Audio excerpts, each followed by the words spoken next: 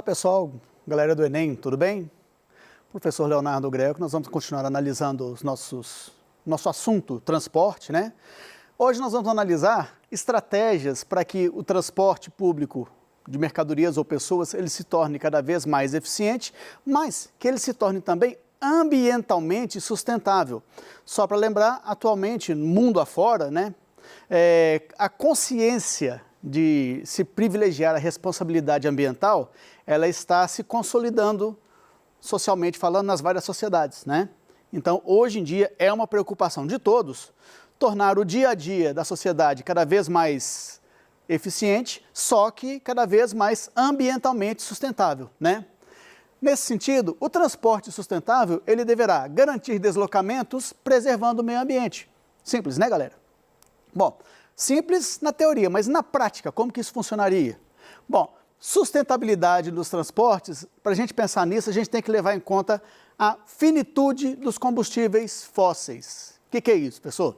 Seguinte, quais são os principais combustíveis utilizados no transporte de grande porte, transporte de massas, transporte de mercadorias? Subprodutos do petróleo, tá?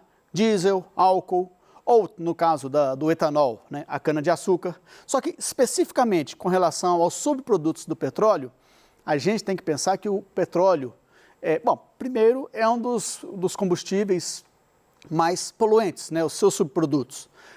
Por outro lado, ou para acrescentar, para piorar a coisa, o petróleo é uma matéria-prima não renovável. Então a gente costuma dizer que quando a última gota de petróleo for explorada, a humanidade vai passar milênios sem poder utilizar de novo. Uma particularidade. Não é que o petróleo seja não renovável. O petróleo é renovável, só que ele leva séculos, milhares de anos para se renovar. Então, por isso que se diz que na prática, por exemplo, para a nossa sociedade, ele é não renovável. Ok, pessoal? Bom, vamos lá. A questão do petróleo se esgotar, né? Quando acabar, vamos fazer como, né? Vamos voltar a transportar com bois, com charrete ou carro de boi? Não vai rolar, né? Bom, outra coisa, então é necessário investir em combustíveis alternativos. Nós vamos explorar com mais calma agora isso, tá? Daqui a pouquinho. Deve-se focar no transporte de pessoas, então a gente tem que se preocupar, quando se fala em transporte de pessoas, né? A gente tem que se preocupar no transporte coletivo, não no transporte utilizando veículos. Por quê? Aí a gente vai focar nos grandes centros urbanos, tá? Sejam capitais ou não, tá? A gente percebe que nos centros urbanos a gente tem cada vez um maior número de veículos de pequeno porte, carros e motocicletas, e esses veículos, apesar de terem, por exemplo, veículos que têm capacidade para transportar 5 pessoas, no dia a dia, esses veículos transportam 1, 2 pessoas no máximo, não é?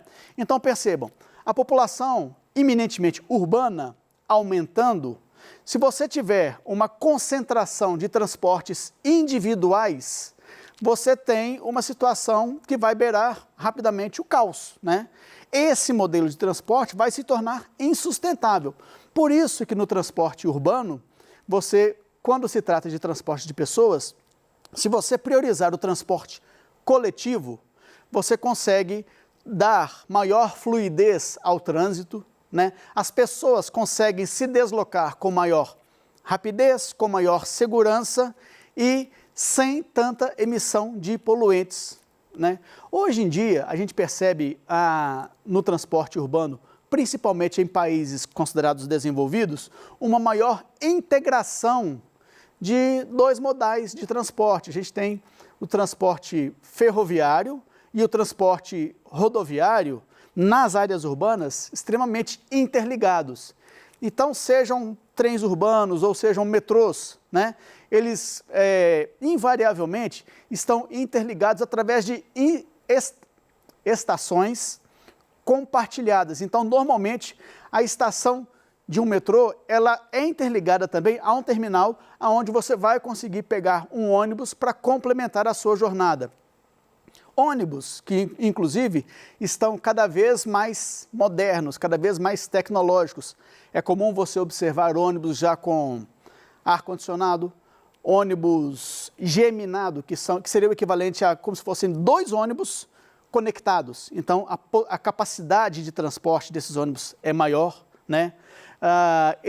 Esses ônibus já utilizam fontes de energia alternativa, energia limpa, né? Seja o biodiesel, como também o etanol, ou até mesmo ônibus movidos a eletricidade, tá? Que tem, juntamente com o motor a combustão, tem também uma bateria, ok? Bom, tudo isso viabiliza a agilidade e torna o transporte coletivo de pessoas um transporte mais limpo, mais ambientalmente sustentável, já que o nosso foco aqui é analisar essa questão, ok, pessoal? Bom, para isso, você tem outras estratégias que vão extrapolar a questão do incentivo ao transporte público. Você não precisa abrir mão do transporte individualizado, você vai buscar alternativas. Se a pessoa vai se deslocar numa distância não tão significativa assim da sua residência ao seu trabalho, ela pode ir caminhando, desde que ela tenha vias adequadas para isso, né? Desde que ela possa caminhar da sua casa ao seu trabalho ou ao seu local de estudo em segurança, né? Ela pode utilizar bicicletas, né? Patinetes, né? Hoje em dia existem empresas que disponibilizam bicicletas para que a população possa compartilhá-las, não é verdade? Agora, se a pessoa quer fazer uso desse transporte, é um transporte mais limpo, mais saudável, né? Mais divertido até, ela tem que fazer isso com segurança. Então, por exemplo, a bicicleta no trânsito, ela deve ser respeitada, né? Então, não basta apenas a destinação de ciclovias para uso específico dos ciclistas. Essas ciclovias têm que ser respeitadas. Não adianta a pessoa estar utilizando a sua ciclovia, de repente vem um motociclista e invade a sua via, né? Ou um carro ou um veículo qualquer, ao fazer uma conversão, invade a via sem perceber nada. Então, deve-se disponibilizar a ciclovia? Sim. Deve-se cuidar para que ela seja respeitada? Claro que sim, ok?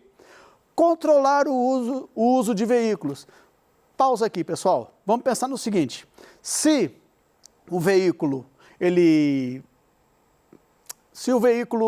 individual ele é utilizado, é porque algo não vai bem no transporte coletivo.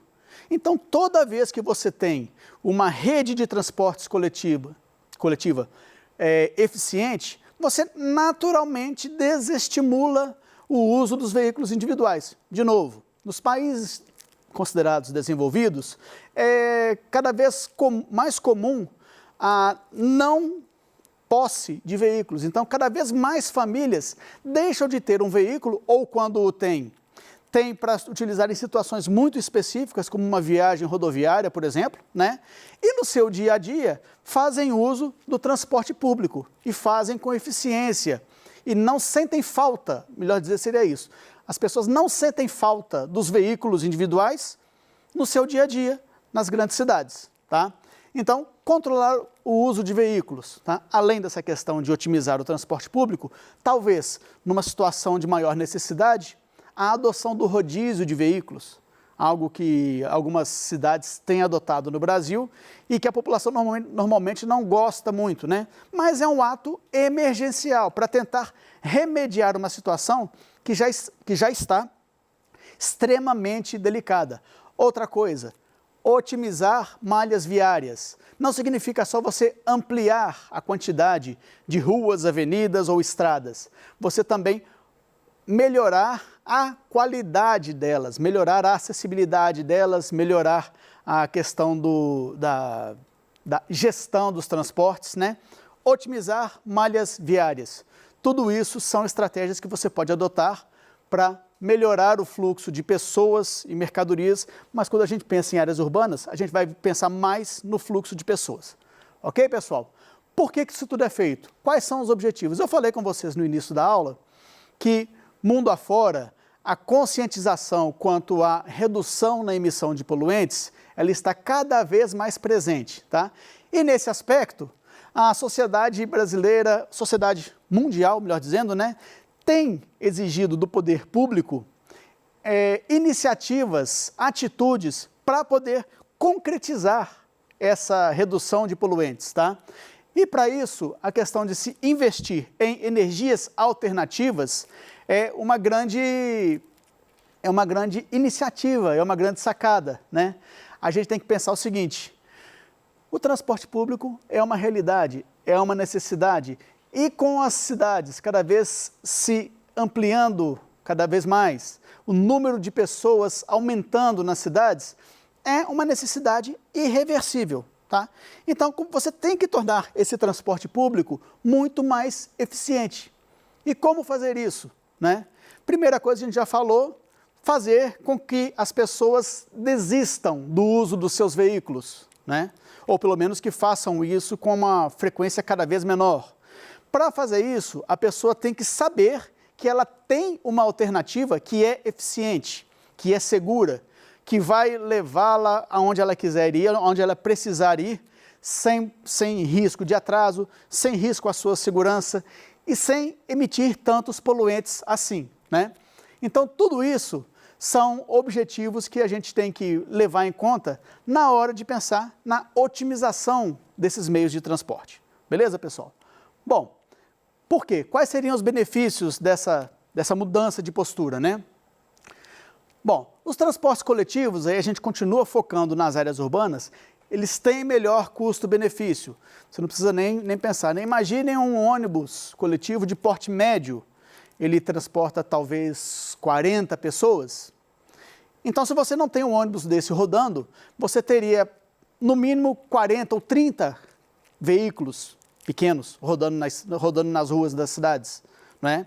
Então, ele tem o melhor custo-benefício, se você pensar nessa lógica, tá? Reduz a poluição sonora e emissão de poluentes, desde que esses ônibus, né, esses transportes coletivos, eles estejam com a sua manutenção em dia. Bem, não adianta você tirar 30 carros da rua e colocar no lugar 3, 4 ônibus, se esses 3, 4 ônibus estão com o motor a combustão desregulado e vão poluir, vão emitir gases poluentes numa quantidade gigantesca, né? Então, isso tem que ser levado em conta. Redução da poluição sonora também é um fato, né? É uma realidade, né? Principalmente em áreas hospitalares, isso é bastante importante se pensar. Inclusive, existem áreas hospitalares onde já está se reduzindo o trânsito de veículos de pequeno porte, tá? Aumento na mobilidade, no bem-estar coletivo. Lembra que eu falei com vocês sobre a questão da integração dos meios de transporte? Então, quando você tem em uma cidade uma gestão eficiente, onde os metrôs ou os trens metropolitanos se integram muito facilmente com os ônibus, você tem à disposição da população uma alternativa boa para que aquele direito de ir e vir das pessoas seja preservado e cada vez com maior eficiência. Se a pessoa vai ter tudo isso à sua disposição, dificilmente ela vai querer utilizar os veículos, né, os veículos de pequeno porte, aqueles veículos que eu chamei de veículos individuais, né? Menos acidentes, menos custos para a saúde. Vamos pensar, já perceberam que transtorno é quando você está, principalmente se você está atrasado para a sua faculdade, imagina, tem uma prova hoje à noite, você pegou seu ônibus, está tranquilo, de repente, pumba, trava. Daí você vai perceber qual é o problema. Lá na frente, um bateu na traseira do outro, um carro pequeno bateu na traseira do outro. Estou falando de uma coisa bobinha, tá? Só com danos materiais. Percebam o tanto que isso é um transtorno, tá? Agora, do mesmo jeito que pode acontecer uma encostadinha, um na traseira do outro, pode acontecer também um acidente grave, né? Por exemplo, um acidente envolvendo um carro e uma moto, né? Um motociclista e um ônibus, pode gerar danos físicos à pessoa muito sérios, ou até, infelizmente, pode gerar a morte, né? Pensem nessa situação no sistema de saúde, né? Quanto mais você tem ocorrências de acidentes com vítimas, sejam elas fatais ou não, você tem um maior comprometimento do sistema de saúde por exemplo, no nosso país, tá? A gente percebe que em grandes centros, a gente tem hospitais de grande porte, já quase que reservados exclusivamente para tratar de acidentes que têm alguma relação com o trânsito, tá? Então, isso aí seria, se todo esse processo de otimização dos transportes for bem adotado, isso facilita, tá? Essa questão de menos acidentes e menos custos para a saúde seria bastante favorecida. Bom, facilita também a gestão das malhas viárias, é quase que uma conclusão de tudo isso que nós analisamos agora, né? Bom, quais são os desafios? Primeira coisa, choque cultural. Deixa o carro em casa, meu filho, né? A gente, já anos a fio, a gente meio que se acostumou a vai trabalhar, vai estudar, se você tem, pega seu carro e vai. Mas tudo isso por quê? Porque a gente já há anos a fio está convivendo no dia a dia com o serviço público de transportes que não demonstra eficiência, então que não atende bem a população. Então quem tem, faz o uso, não tem jeito, né? Engenharia de tráfego é inadequada. Já perceberam como em algumas cidades a questão da organização do trânsito ainda está bem bagunçada? Ainda está bem... A organização está bem desorganizada? Isso aí vem da engenharia de tráfego. Modernidade, as pessoas cada vez têm menos tempo, né? Então eu estou com pressa, para quê? Não sei, eu estou com pressa. Não interessa para quê, mas eu estou com pressa. Então as pessoas têm que chegar cada vez mais rapidamente em qualquer lugar, né? Veículos ainda inacessíveis. Os veículos hoje em dia estão muito... Bom, cada vez aqueles veículos mais modernos, que poluem menos e são mais eficientes, são muito caros, assim como a energia limpa, aquela energia que não polui ou que polui muito menos, é muito cara ainda, tá? Estratégias. Educação para o trânsito, reeducar os motoristas, fiscalizar e limitar o uso de veículos de pequeno porte, de veículos individuais, né? Fiscalizar a manutenção. Investimentos e capacitação. Para você melhorar o transporte, você vai ter que investir, não tem jeito, tá? O uso de transporte, principalmente no transporte público, de combustíveis não poluentes, né? Isso demanda investimento para você reestruturar a sua frota, tá? E você tem que capacitar também. O profissional que vai atuar nesses veículos mais modernos, ele tem que estar capacitado, ok, pessoal? Bom, inovações, adotou-se o etanol em 1980, depois biodiesel, gás natural e carros híbridos que conciliam motor a combustão e energia elétrica, tá? Bom, só que isso ainda é muito caro, tá? Você acessar esse tipo de veículo ainda é muito caro. Bom, vamos praticar um pouquinho, pessoal. Falta de mobilidade urbana, algo que a gente conhece bem, infelizmente. A falta de mobilidade urbana no Brasil, um problema recorrente nas grandes metrópoles do país, vem se tornando uma questão com soluções cada vez mais difíceis. Dentre suas principais causas, podemos destacar menos. Qual delas? O crescimento desordenado das grandes cidades brasileiras, a precarização do sistema público, dos sistemas públicos de transporte urbano, as políticas urbanas e sociais que privilegiaram o uso do automóvel. Lembra que eu falei lá atrás, JK, lembra? A falta de investimentos públicos em políticas de mobilidade e o excesso de ciclovias e faixas exclusivas de ônibus nos grandes centros citadinos, centros urbanos, né? O excesso de ciclovias? Nunca. Excesso de ciclovias seria uma alternativa, uma possibilidade. Então, a resposta, letra E. Beleza, pessoal? Então, pessoal, muito obrigado pela oportunidade. A gente conseguiu ver que cada vez mais a gente precisa conciliar um transporte que seja cada vez mais eficiente e menos poluente, tá? Seja ele de pessoas ou de mercadorias. Ok, pessoal? Bom, muito obrigado pela oportunidade, um grande abraço para vocês e até a próxima oportunidade.